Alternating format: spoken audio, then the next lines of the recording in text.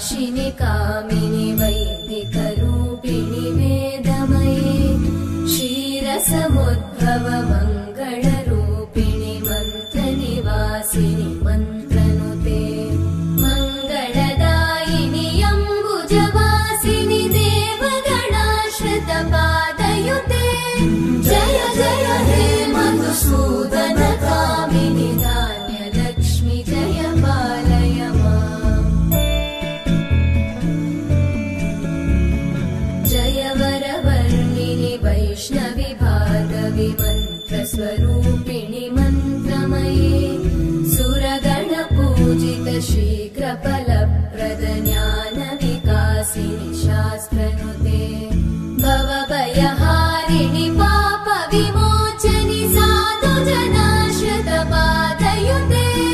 जय जय हे मधुसूदन कामिनि धैर्यलक्ष्मि जय पालय माम्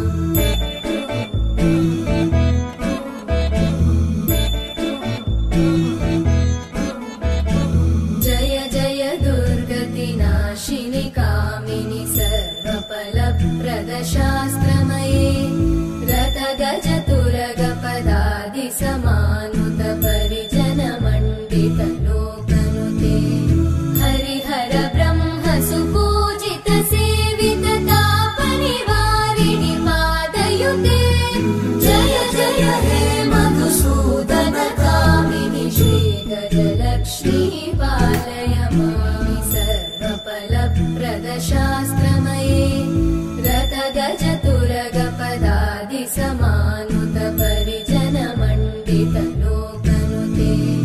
हरिहर ब्रह्म सुपूजित सेवित तापनिवारिणि पादयुते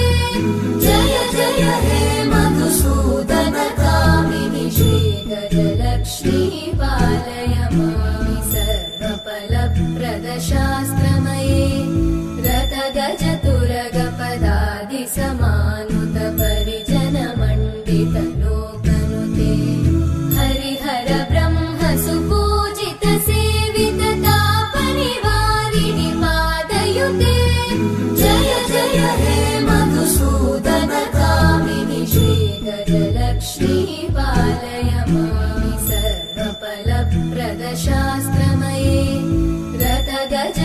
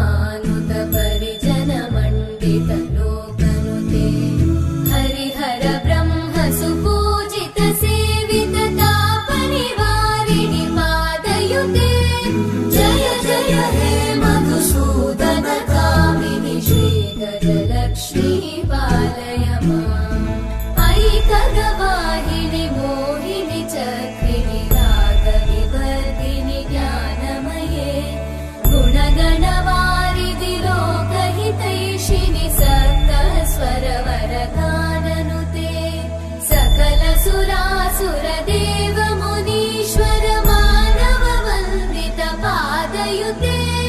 जय जय हे मधुसूदन कामिनि सन्तान लक्ष्मी पालय माम् जय कमलासनि सद्गतिदायिनि ज्ञान विकासिनि गानमये अनुदिनमर्चित कुङ्कुमधूसर भूषित वासित वाद्यनुते कनकधरा स्तुति वैभव वन्दित शङ्कर देशिक मान्यपते जय जय हे मधुसूदन